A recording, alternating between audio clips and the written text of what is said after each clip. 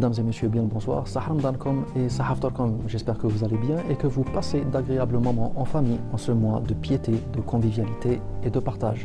C'est le deuxième ramadan consécutif qu'on passe ensemble, mesdames et messieurs, donc c'est toujours un réel plaisir de vous retrouver comme à chaque fois. Et pour marquer le coup, changement de décor pour Café des Arts, pour ces numéros nocturnes.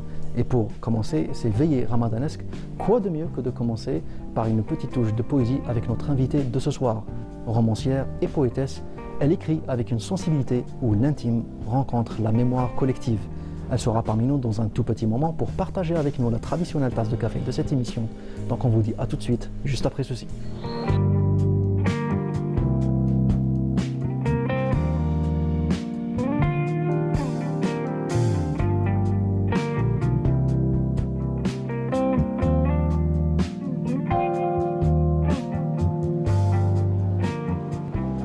Retour au plateau, mesdames et messieurs, avec notre invitée du soir, la première de ce mois de Ramadan 2026, la poétesse et romancière Fella Andalousia. Madame Fella Andalousia, marhaba bik, merci beaucoup d'avoir accepté cette invitation et d'être parmi nous. Merci beaucoup. Je suis très contente de revenir à Oran. Voilà, une ville que j'adore et que j'ai eu l'honneur, de connaître en 2001. J'y ai passé presque une année. Voilà. Tout le plaisir est pour nous. On voulait vous recevoir depuis un très long moment déjà, ça fait un peu plus de 2 ans. Donc oui. Ça s'est fait. Donc merci déjà d'avoir fait l'effort de venir d'Alger spécialement pour l'émission. Donc déjà, avant de commencer, pourquoi ce nom artistique Fella Andalousia? Fella, c'est un prénom que j'adore. J'ai des garçons et ça aurait été le prénom d'une de mes filles. Et je suis entourée de 2 Fella dans ma vie qui comptent énormément, qui sont chers à mon cœur. Donc une collègue, Fella, et une petite cousine qui est née le même jour que moi. Donc voilà. Et c'est un joli prénom, c'est le nom d'une fleur, le Fella. Oui. Voilà. Et le pseudo, c'est pour dissocier ma vie d'écrivaine par rapport à mon boulot, à ma vie privée, etc. Et je pense que c'est une très bonne résolution que j'avais prise en faisant cela. Voilà. Et Andalousia? Alors, Andalousia, j'ai fait partie de l'association Frardia dans les années 80 avec M. Hennir Béahmo. Avec M. Bachtarzi qui venait nous voir au Béahmo et M. Saoudi Tanek Béahmo qui nous a quittés, ça fait pas longtemps, qui était mon professeur. Andalousie aussi, je suis une amoureuse de l'histoire andalouse et je pratique l'espagnol. Donc au collège, j'ai fait espagnol, voilà. De tout le CEM, c'était la seule classe qui a fait espagnol, les autres anglais. Voilà, comme si j'étais prédestinée. Ouais. Voilà. Alors, Madame Andalousia, on le précise à nos chers téléspectateurs, vous êtes quand même informaticienne de formation? Oui, tout à fait, tout à fait. Qu'est-ce qui s'est passé dans votre vie pour que vous retrouviez muté vers le côté artistique et notamment l'écriture? En fait, ça a commencé par la lecture. Donc je pense que quand on est passionné de lecture et quand on baigne dans la lecture assez tôt, donc à partir de 2-3 ans, donc il y a les contes, il y a les histoires. Et en tant qu'Algérien, nous sommes dans le conte oral, la poésie, le hadiyat et tout. Oui.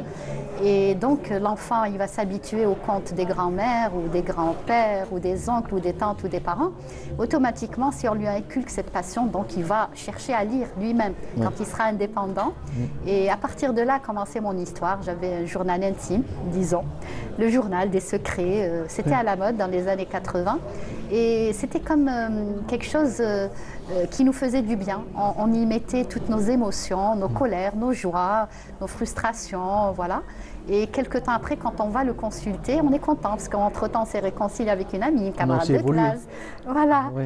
Et je pense que c'était une très très bonne tendance de l'époque. Voilà. Vous savez, quand je préparais cette émission avec vous aujourd'hui, j'ai vu que vous publiez sur les réseaux sociaux bien avant l'apparition de votre premier roman. Tout à fait, tout à fait. Des poésies notamment. Exactement, je partage beaucoup.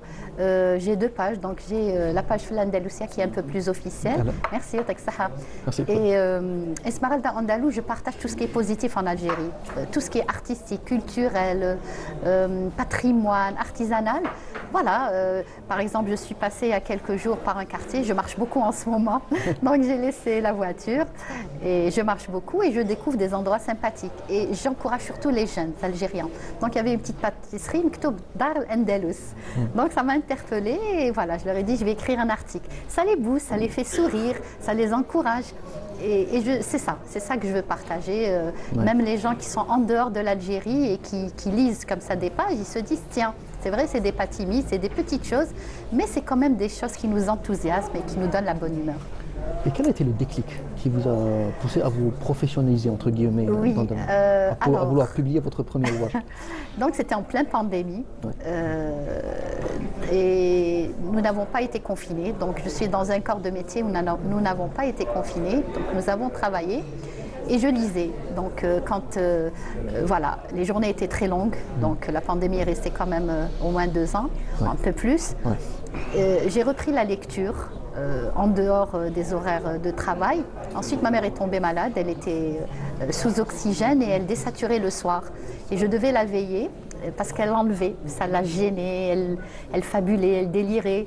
Et pour la surveiller le soir, j'ai dû reprendre la lecture intensément. Et je partageais sur un groupe de littérature de la poésie un peu triste parce que je pensais qu'elle allait partir. Et voilà, de fil en aiguille, donc sur les réseaux sociaux, dans ce groupe de littérature, on m'a vraiment encouragée à éditer un recueil de poésie. Il s'agissait d'éditer d'abord un recueil de poésie par rapport à tous les poèmes que j'avais partagés. Et ensuite, il y a eu Camilla 1, donc Volcan de sentiments. Je l'avais écrit aussi dans les mêmes conditions de la pandémie pour faire plaisir à ma mère, parce qu'elle disait à chaque fois, il faut écrire quelque chose sur les années 80 pour parler de nos traditions, de notre patrimoine, pourquoi tu ne le fais pas? Alors je lui disais à chaque fois, c'est un projet de retraite. Il disait, tes grands-mères ne sont plus là, tu attends que je meure. Ça, c'est avant qu'elle tombe malade. Et je ne sais pas, je me suis retrouvée en train d'écrire sous forme de chronique, pas comme ça, sous cette forme. Et c'était un peu frénétique, tellement frénétique que je suis presque tombée malade. Je buvais de l'eau le soir, j'ai perdu du poids. Voilà, nous étions dans un moment où vraiment nous la voyions partir, d'autant plus que ma tante est partie avant elle. Donc pour nous, c'était logique, voilà, on était dans le négatif. Ça a été une écriture périlleuse?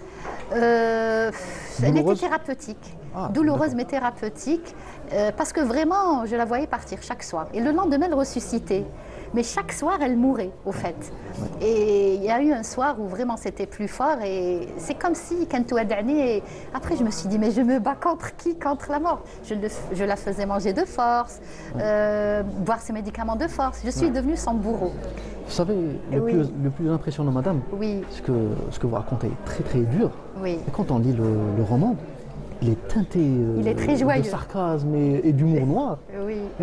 Donc ça contraste radicalement avec ce qui se passait dans votre vie à ce moment-là. Oui, mais quand on écrit, surtout le premier, on est en transe, hein, c'est l'inconscient au fait. C'est pour ça que c'est un élément exutoire. Donc j'écrivais parce que j'étais triste, je pleurais, etc. Je ne sais pas, je pensais qu'elle allait vraiment mourir. Quand j'ai lâché prise, je me suis dit, bon, je ne me bats pas contre le bon Dieu quand même. Et c'est là qu'il y a eu l'apaisement, c'est là qu'elle a commencé à réagir. Pour moi, ça a été comme une renaissance. Le fait que j'écrive, ensuite, quand elle a su que j'écrivais, elle a commencé à s'intéresser, à me dire, tiens, donne-le-moi, je vais le corriger, fais ça, fais ça. Donc, pour moi, il est très sentimental, ce livre. Et je voulais aussi rendre hommage à toutes les grand-mères algériennes, pas spécialement algéroises. Donc, toutes les langues et tous les dialectes algériens, il y a cette poésie, il y a le maani, il y a les contes, et c'est très riche comme patrimoine. Petite pause musicale, on vous invite et on invite aussi nos chers téléspectateurs à savourer cette petite douceur musicale proposée par l'illustre musicien et chef d'orchestre Mokhtar Allel, accompagné du chant de Yasmine Ben Habib. On vous laisse apprécier et on se retrouve juste après.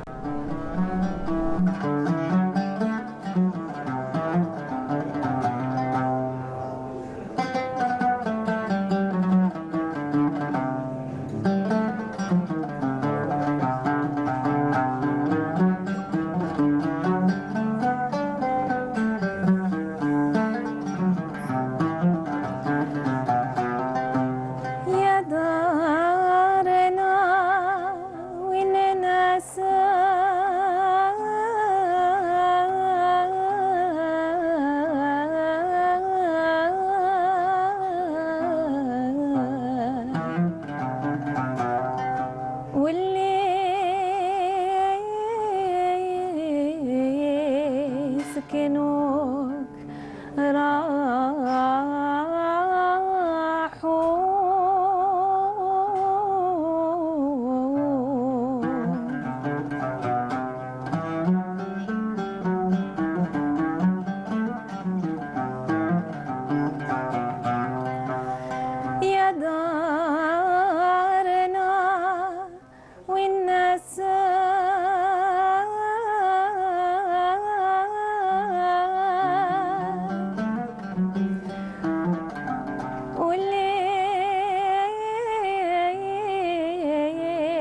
مسكنوك راحوا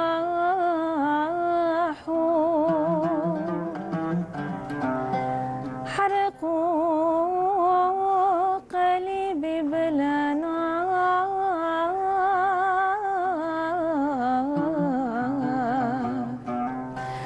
ودموع العين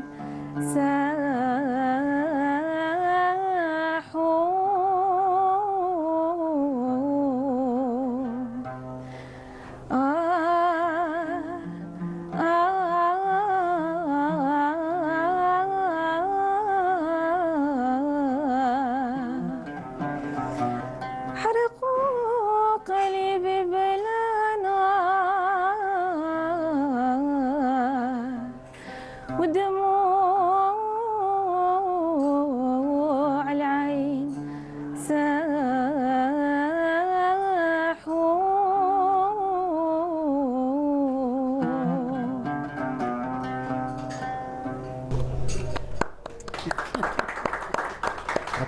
Merci beaucoup Mokhtar Allal et Yasmine Benhabib pour cette petite démonstration musicale. Merci.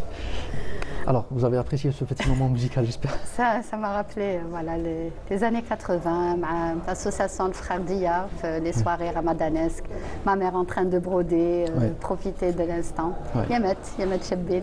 Oui, Yamet que vous abordez d'ailleurs oui. dans cet ouvrage pour revenir à votre livre. Alors déjà, j'aimerais beaucoup parler du personnage de Camilla. Oui. C'est un personnage qui apparemment vous colle à la peau aujourd'hui. Vous n'arrivez plus à vous en détacher. Donc vous lui avez déjà consacré 2 ouvrages, un 3e en cours de préparation. Exactement. Qu'est-ce qu'elle représente pour vous, Camilla, aujourd'hui? Camilla, c'est une jeune femme, c'est une jeune fille. Donc elle représente au fait... pas spécialement une jeune fille, donc elle aurait pu être un garçon. Si j'avais eu que des filles, ça aurait été un garçon, ça aurait été Kamel. Et comme j'ai que des garçons, donc j'ai créé un peu ma fille. Elle n'est pas juste une adolescente, elle est l'Algérie. C'est elle qui va narrer l'Algérie, ce qui s'est passé en Algérie. Donc elle commence à l'âge de 6 ans, ensuite 12 ans. On voit un peu la mutation, la transformation de cette personne. C'est une personne. Et du pays donc, aussi. Du pays. Oui. Donc elle est un peu le témoin. C'est comme un guide pour les générations futures. Comment ont vécu. Donc, comme je suis statisticienne, économètre et informaticienne, donc je m'intéresse au ménage algérien. Donc, l'évolution, la transition, l'impact, quels sont les facteurs qui ont fait que ce ménage transite. Le ménage, donc l'ensemble des ménages, c'est donc la société algérienne. Et Camilla, elle est le témoin. Donc, elle n'est ni politisée, elle est issue d'une famille intellectuelle et elle nous raconte. Elle nous raconte son Algérie, elle raconte ce qu'elle a vécu autour d'elle, etc. Et elle est notre guide, voilà. Voilà, dans l'Algérie profonde. Voilà. C'est vrai qu'on rappelle à nos chers téléspectateurs que c'est raconté à la première personne. Exactement. Donc on va suivre littéralement Camilla qui va raconter son histoire. Exactement. Et l'un des aspects les plus fascinants, c'est le rapport de la société par rapport à l'âge d'une femme. Oui. Femme et garçon, c'est-à-dire fille et garçon. Exactement, parce que le personnage de Camilla déjà a 12 ans au début. Tout à fait, elle a 12 ans. Et un an de plus, donc quand elle va atteindre ses 13 ans, sa vie va bousculer. Oui, elle va être bousculée et elle va basculer aussi. Donc je parle de la mutation mentale par rapport à la mutation du corps. Donc il y a des jeunes pubères, que ce soit des garçons ou des filles, du jour au lendemain, ils ne comprennent pas ce qui leur arrive. Donc le corps, il prend des proportions incroyables. Donc pour la société, pour les autres, c'est un homme ou c'est une femme, mais elle, dans sa tête, elle est toujours enfant. Donc, et là, comment ils perçoivent, comment ils vivent, ces jeunes pubères, cette transformation qui est très douloureuse, parce qu'ils vont être réprimandés, grondés, ils ne savent même pas ce qu'ils ont fait. Tu es une femme, tu ne vas pas faire ci, tu es un homme, ça y est, tu ne vas pas... C'est-à-dire, il est dépassé par les événements. Il veut jouer. D'abord, je vous parle, les pouces. La fille, elle joue à la mare, elle a la corde. Mais non, elle est devenue une femme. Son corps a pris le dessus sur son mental. Et je voulais parler de cette transition pour attirer l'attention des parents, parents, c'est très important d'accompagner leurs enfants parce que c'est frustrant, c'est très difficile. La veille, 12 ans, elle est une petite fille chétive, insignifiante, c'est tout le monde qui lui caresse les cheveux, voilà, le caprice, et puis elle devient une femme. Ouais. Elle a d'autres obligations, responsabilités. Le garçon, idem. Alors qu'elle se considère toujours comme enfant. Mais elle est enfant. Elle est enfant. Le garçon, la même chose. Il va avoir toutes les responsabilités. Tu remplaces ton père, tu es un homme, tu restes pas là. Lui, il veut juste s'amuser. Il comprend pas ce qui lui arrive. Et c'était très important de parler de ce décalage. Oui, et c'est ça aussi qui va provoquer des fossés. Tout entre à les fait. enfants et leurs parents. Exactement. Et nous sommes là justement en tant que parents pour essayer de nous rappeler ce que nous avons vécu comme brimade, comme blessure, et pour un peu diminuer, fermer un peu les yeux sur ce qui n'est pas Vous les très détaillez bien d'ailleurs dans le important. livre. Oui. Notamment le bléra. Voilà, c'était les éléments de torture à l'époque, la blira, le gnawa. Mais je parle aussi, sans justifier pour autant, c'était une référence ou un cas de référence d'éducation. Oui. Ils n'ont pas été formés autrement, les parents. Justement, j'ai adoré cet aspect, c'est que vous ne versez pas dans le manichéisme. Pas Il n'y a du pas tout. de bon côté versus le mauvais, Non. etc. Non, c'est des constats. Vous présentez des personnages. C'est des constats. En fait, c'est des constats et chacun, il va se projeter, chacun, il va faire sa propre analyse, ses déductions, ses recommandations. C'est vraiment, voilà, comme un rapport d'enquête. Constat, analyse, audition, etc. Et je suis vraiment dans le subjectif. C'est le jeu subjectif. C'est pas l'autobiographie. Pour laisser l'espace au lecteur de faire sa propre. Mais vous puisez quand même un peu dans votre vécu. Je puise pas spécialement dans mon vécu. C'est toutes les réminiscences autour de moi. Ça pourrait être même une personne que j'ai croisée juste dans un train quand j'allais à la fac à Bebzoua. C'est très psychologique. Mais je puise dans la réalité, ensuite je crée des ponts fictifs. Voilà, on ne peut pas s'en passer. Il y a toujours la fiction qui rentre en jeu. Voilà. Vous savez, un autre détail qui, qui frappe à première lecture de votre premier roman, c'est sa simplicité apparente. Il n'est pas simple, mais il est à l'apparence simpliste. Il est rédigé de manière très simple. Des mots très simples aussi, accessibles pour les enfants. Ce qui pour moi est peut-être un exercice plus difficile que d'écrire...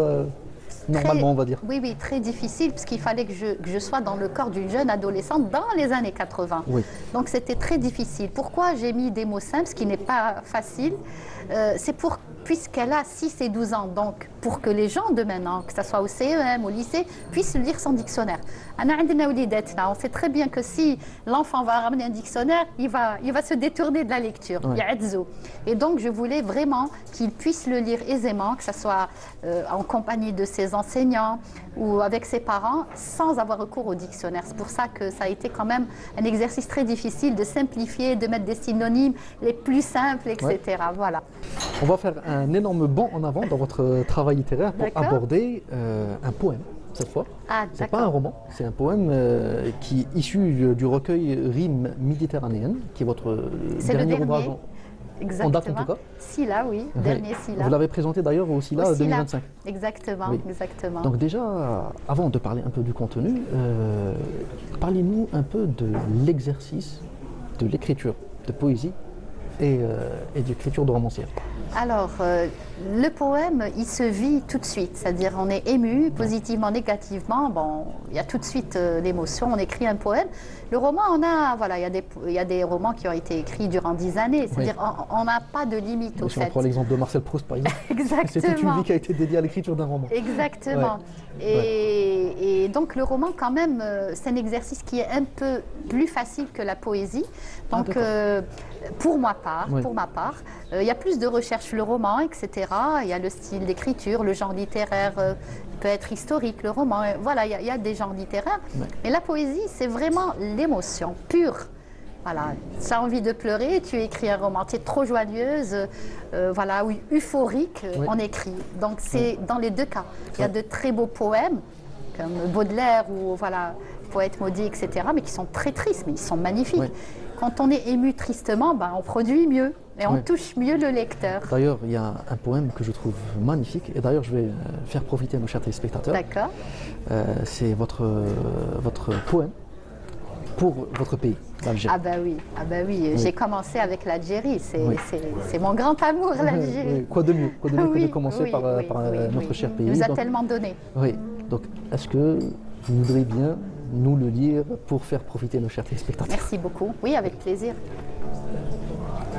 Argelia mi amor. Elle reçoit un message. Rien n'est écrit. Un autre message suit. Une lettre. Un A en majuscule. Un seul message pour elle.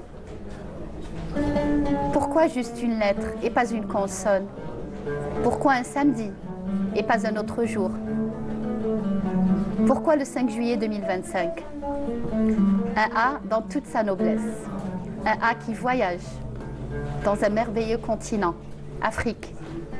Un A qui pourrait aller plus loin. Un A comme le début d'un lien. Un A qui sème tant de doutes en elle. Un A qui la fait sourire malgré elle. Un A qui l'interpelle, qui la rend encore plus belle. Un A qui porte l'espoir en elle. Emel, un A qui la lie à son pays, Algérie. Un volcan de sentiments. C'est vraiment fabuleux comment vous maniez les mots pour exprimer tout votre amour à votre pays et aussi même à l'Andalousie, parce que c'est le poème qui suit d'ailleurs. Exactement, exactement. C'est drôle, ces poèmes, je les avais écrits durant des années. Donc j'ai choisi ce que j'ai voulu éditer, Oui. et j'avais écrit sur l'Andalousie avant de fouler son sol. Oui, parce que c'est en 2024 et 2025 que j'ai fait 2 séjours. D'accord. Et c'est incroyable qu'on puisse écrire sur un pays qu'on n'a jamais visité. Oui. Et à chaque fois que j'avais rêvé ou là j'avais décidé de visiter, il y avait toujours un empêchement. Parce que c'était écrit que j'aille en tant qu'écrivaine algérienne. Donc j'ai été invitée à l'université d'Alicante par un professeur comme par hasard, qui est voilà, dans l'histoire andalouse, arabo-musulmane, qui maîtrise les 4 langues, français, arabe, espagnol. Et c'était incroyable de partir avec un visa, avec un dossier en tant qu'écrivaine. Alors que je boudais quand j'ai fait espagnol au collège, j'étais en colère, et je voulais intervenir pour changer, faire la langue anglaise. Donc le Mektoub, c'est incroyable. C'est ça un peu l'histoire de l'Andalousie. Oui, incroyable. Il y a aussi un autre poème que je trouve magnifique, Lequel? La plume de l'espoir. Oui, Oui. là... Oui, et qui n'est pas d'ailleurs dans Rime Non, méditerranéenne. non, Mais bon, il est là. on est en train de chambouler un peu C'est pas grave. la chronologie Donc, de il est votre là. travail. Oui. Ça fait partie du recueil De nouvelles. oui, de nouvelles et de poésie De aussi. poésie, Oui, exactement. écrit mon histoire. Quel beau poème vous avez écrit sur l'espoir en général. C'est comment écrire devient un acte de résistance. C'est clair, c'est Ouais. clair. Tous les actes de résistance, en commençant par la guerre de libération de l'Algérie, il y Oui. avait de la poésie. Oui. Donc il y avait Absolument. les poètes. On a l'oralité poétique en nous, c'est génétique. Oui. Et donc on n'invente rien, c'est inné, c'est en nous. Nos grands-parents, les moudjahidines, tout le monde. Oui. C'était l'oralité qui prisait. Comment ils motivaient? C'est en parlant. Il y avait le goualine, il y avait... Voilà, Oui. donc c'est pas quelque chose qui n'a jamais existé, ça a toujours existé en Algérie. Et chaque acte de résistance, que ce soit en guerre, que ce soit voilà, dans des moments difficiles, c'est pour rallier les troupes, c'est pour unir le peuple. Oui. Et c'est ça le rôle du poète. C'est que justement vous le détaillez tellement bien. Vous dites que face au concert, face à la guerre, Oui, j'écris. oui, Oui. c'est ça, parce que on est révolté. Oui. Donc chacun, comment il exprime sa révolte. Il y en a qui sont comme tous les militaires qui font un travail remarquable, qui surveillent et tout. Huma, ils semblent sur le terrain. Hina, qu'est-ce qu'on peut faire? On n'a pas cette formation, on n'est pas engagé dans ce contexte-là. On a la plume. Donc quand on est en rogne, quand on a la rage au cœur et qu'on voit voilà, les cancers des enfants, le haraga et tout, ben, je ne dors pas la nuit. Gaza, Palestine, on écrit. Oui. C'est أقل حاجة نقدروا C'est une forme نقدموها. de thérapie. C'est une thérapie pour nous, pour les autres, pour les lecteurs. C'est une façon aussi de s'exprimer, de s'engager. C'est un engagement aussi. De donner son avis en écrivant, c'est un engagement. Oui. Donc les plus Donc, grands ça poètes... responsabilise aussi. Ça responsabilise, oui. Parce qu'il y a des gens qui vont te lire, qui vont suivre ton exemple. Oui. Donc c'est une lourde responsabilité. On Oui. ne peut pas écrire n'importe quoi. Oui. On Et ne peut pas surtout rester blesser sincère. quelqu'un. Très sincère. Oui. On ne peut pas aussi toucher une souche ou là, une catégorie sociale. Oui. Il faut faire attention. Oui. Voilà. Oui. Alors, à présent, j'aimerais aborder le deuxième volet que vous avez consacré au personnage de Camilla. Camilla, Donc cette d'accord. fois, c'est Camilla, la voix de la Renaissance. Renaissance. Le deuxième volet de la saga Kamila, on va dire. La saga, oui. Ou la saga algérienne peut-être, parce que ça parle aussi de l'Algérie. Oui, ça part de l'Algérie. Oui, parce que là, on va suivre une autre décennie algérienne. Donc, ça Exactement. commence, donc le premier, c'était durant les années 80. Oui, Là, ça va être durant les années 90. exactement. Avec tous les Avec problèmes tout ce qu'il y a eu. Exactement. Oui. Mais j'en parle pas politiquement, parce Oui. qu'il y a Wikipédia. Toujours l'impact du ménage, comment Kamila va vivre cela. Donc, elle est à l'université. Oui. Et je voulais parler aussi des parents, de la famille, du foyer, du ménage, qui est un havre de paix. Quand on rentre chez nous, on forme toutes les négativités, en principe. Oui. Donc, et je voulais rendre hommage à tous les parents des années 90 qui ont fait un Ouais. travail remarquable malgré tout ce qui s'est passé. Et c'était, au fait, c'était une lutte de tous les jours, de partir.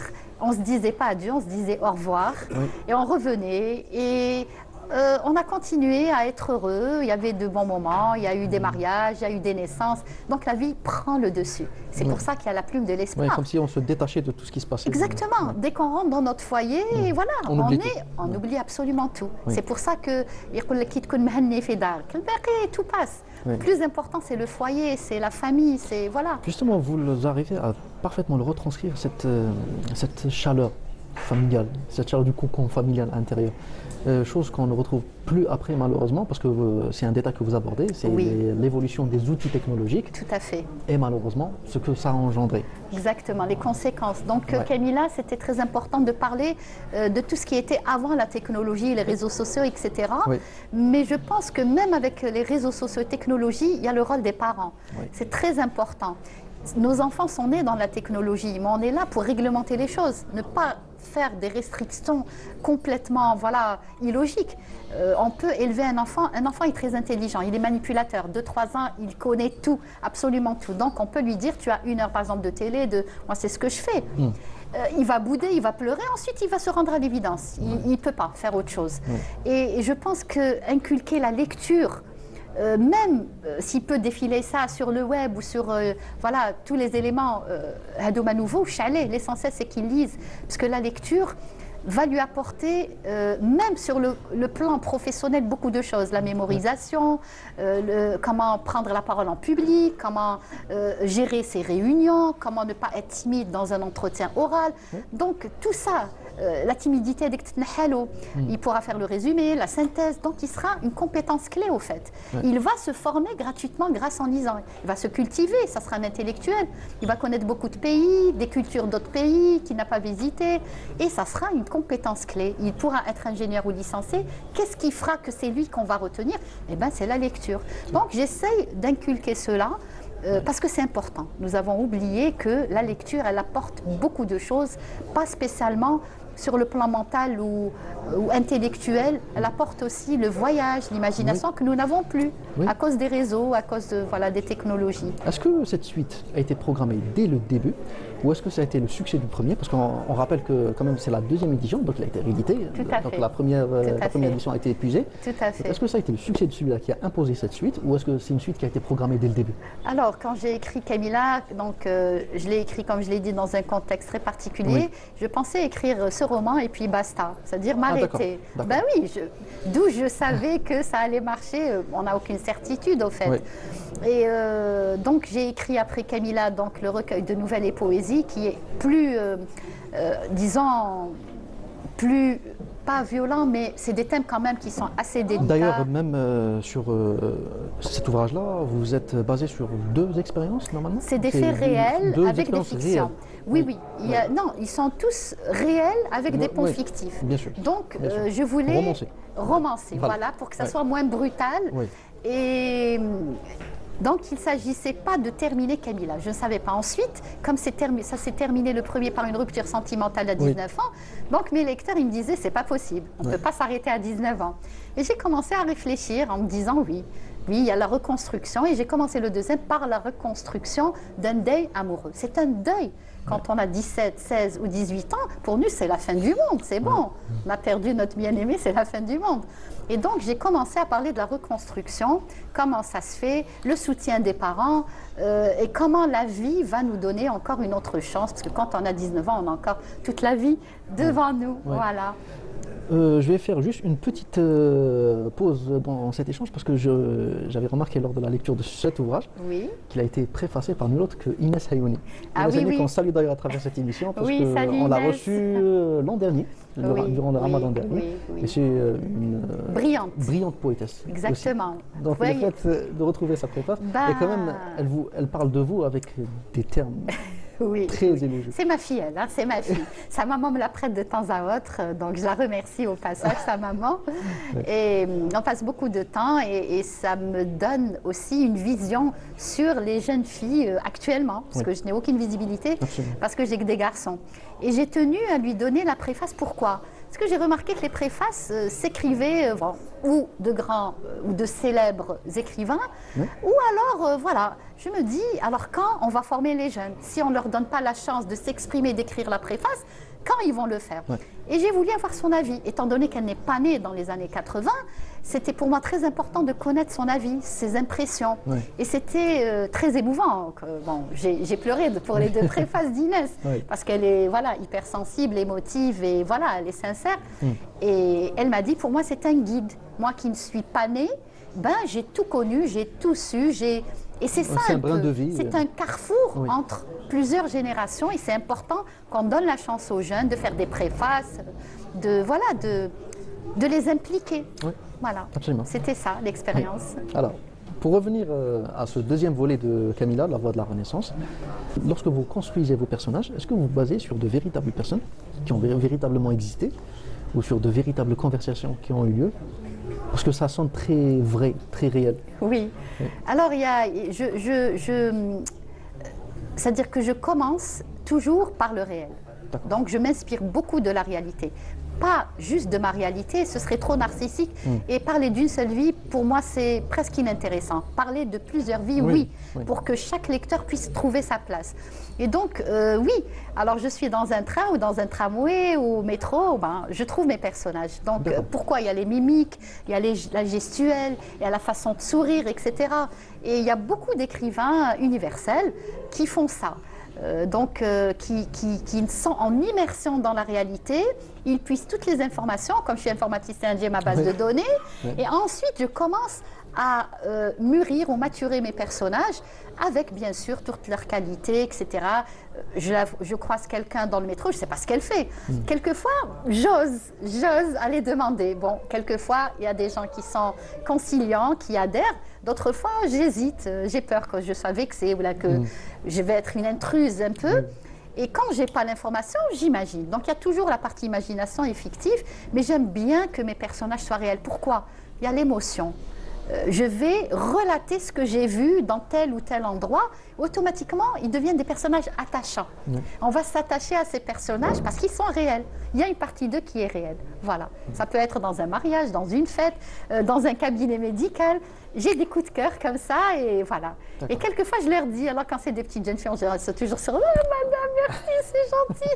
Je glane quelques informations. Et voilà, j'ai une moitié, je continue, voilà.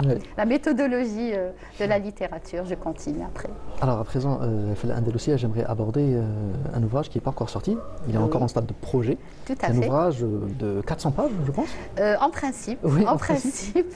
Et qui s'annonce déjà comme l'une de vos œuvres majeures, on va dire. En fait, j'ai le coup de cœur pour ce roman. Voilà. J'ai un gros coup de cœur pour ce roman. Pourquoi? Parce que j'y ai mis tout ce que je voulais mettre. Donc, je voulais parler de mes lectures. Donc, j'ai lu 270 livres de 2020 à ce jour, exclusivement sur la littérature algérienne. J'ai eu de gros coups de cœur. Et je me disais, il faut que je parle des écrivains qui ne sont plus là, qui va parler de ces écrivains, si ce n'est pas nous, la nouvelle génération. Donc, alors, j'ai choisi, bien sûr, j'ai sélectionné ceux qui m'ont vraiment marqué. Donc, il y aura, bien sûr, Malik Haddad, il y aura Blamri, qui a écrit sur sa grand-mère en étant aveugle, qui est revenu en Algérie pour assister à son enterrement, qui a parlé, voilà. Donc, Amina Mekahlir, Méchakra, enfin, il y a eu pas mal d'écrivains. Contemporain, on va dire. Voilà. Et il y aura des mots, il y aura, je ne sais pas, il y a des choses qui vont lier tout cela à travers une histoire qui va se dérouler en Andalousie. D'accord. C'est venu comme ça, donc ça a commencé fin 2022.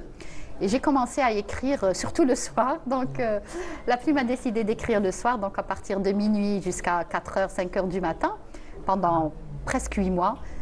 Donc je faisais la prière, c'était super. Et après la sieste. Mais c'est venu comme ça, donc il y a de l'espagnol, donc il y a quelques dialogues en espagnol, il y a l'arabe, donc tous les objets seront en arabe. Je voulais un peu mettre cette langue, les citations aussi seront voilà, en arabe. Le français sera un pont entre les deux langues et ça se passera en Andalousie. Donc quand j'ai fait mes 2 séjours, voilà, j'ai été vraiment impactée. J'ai été reçue par ce professeur à l'université d'Alicante qui m'a écoutée pendant 2 heures. Et je ne savais pas qu'il parlait français, donc je parlais espagnol. C'était difficile de pratiquer une langue comme ça. Et à la fin, il m'a dit « Fla, il est écrit votre roman ». Je lui ai dit « Oui, on vient d'en parler, voilà ».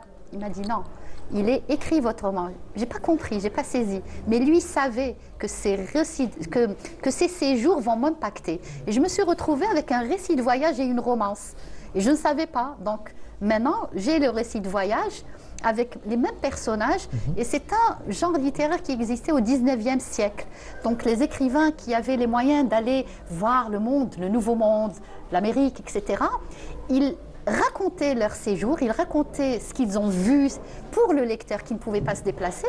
Il y avait toujours la romance, mais sans le savoir, c'est venu comme ça. Et donc le voyage est très important. Tous nos grands savants, donc arabes, musulmans, etc., et d'autres, ils ont fait des voyages, ils ont fait des découvertes, voilà, des inventions. Chaque élément est important dans le voyage parce qu'on est inspiré quand on voyage. Comme on dit, l'herbe est toujours plus verte ailleurs. Plus verte ou une autre couleur, mais on est impacté. On ne peut pas en sortir indemne. Voilà, parce qu'on fait des rencontres extraordinaires et surtout quand on maîtrise la langue, donc automatiquement, moi je recherchais des personnages et voilà, j'ai rencontré beaucoup de personnages qui feront partie, Inch'Allah, du roman. Voilà. Une date de sortie Inch'Allah, fin 2026. Je prends tout mon 2026, temps. Ah oui, je prends tout mon temps parce que ça, c'est... Je sais pas, c'est mon coup de cœur. Donc vraiment, je suis en train de le gâter, de le chouchouter. Bon, ça ne veut pas dire que j'ai négligé les autres, mais là, c'est très important parce qu'il y a des références littéraires, donc il y a des recherches pour les dialectes. Je vais utiliser le dialecte oranais de l'Ouest, voilà. Donc mes personnages, ils vont partir de l'Oranie vers l'Andalousie suite à un drame familial. Et voilà, je parle des secrets de famille. Est-ce qu'on a le droit de cacher aux enfants des secrets de famille? Il y a beaucoup de psychologie, il y a des références littéraires, des références de cinéma, pas mal de choses.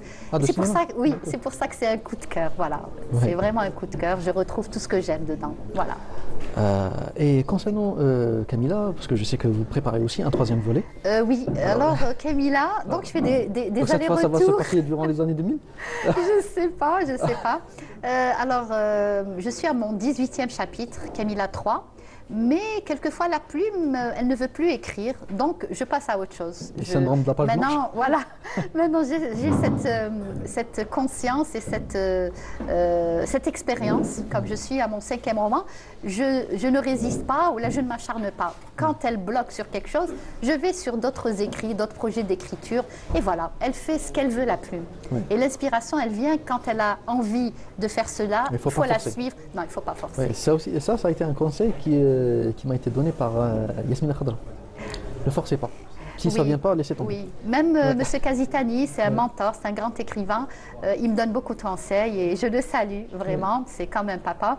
Et j'ai beaucoup appris avec lui, vraiment. C'est une personne qui donne beaucoup à la jeunesse. Et il n'y a pas beaucoup de personnes, dans tous les domaines, je ne suis pas en train de viser qui que ce soit, mais je ne sais pas. Il n'y a pas avec la formation, il n'y a pas avec tu fais passer le message pour qu'il y ait la suite et l'enchaînement logique, ça manque un peu. Avant, c'était un peu plus, on donnait plus pour la jeunesse. Inch'Allah, et qu'il y ait le flambeau qu'on donne voilà, de génération en génération pour que feront la même chose, Inch'Allah, dans quelques années. Fella Andalousia, merci beaucoup pour ces belles paroles pour conclure cette émission. Yatek Saha, merci beaucoup, ça a été un magnifique échange avec vous. C'est réciproque, plaisir partagé.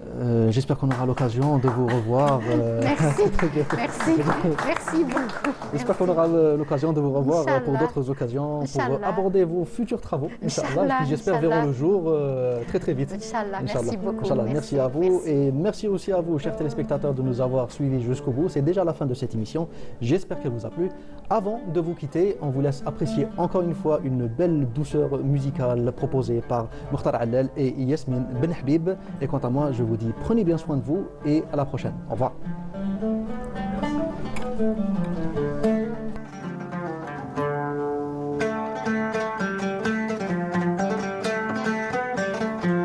ريمون رامتني شغفت بها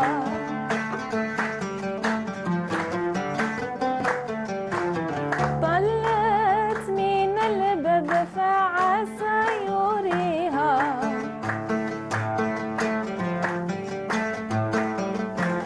تنشد وتقول في أول شعرها الآن ذالس يفهم الإشارة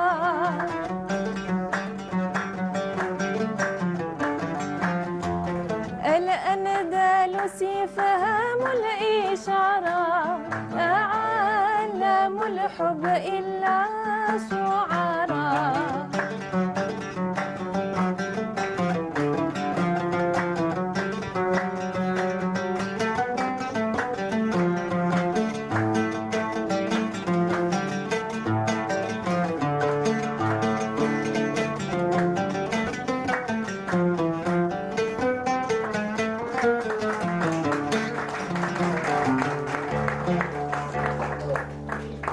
يعطيكم الصحة.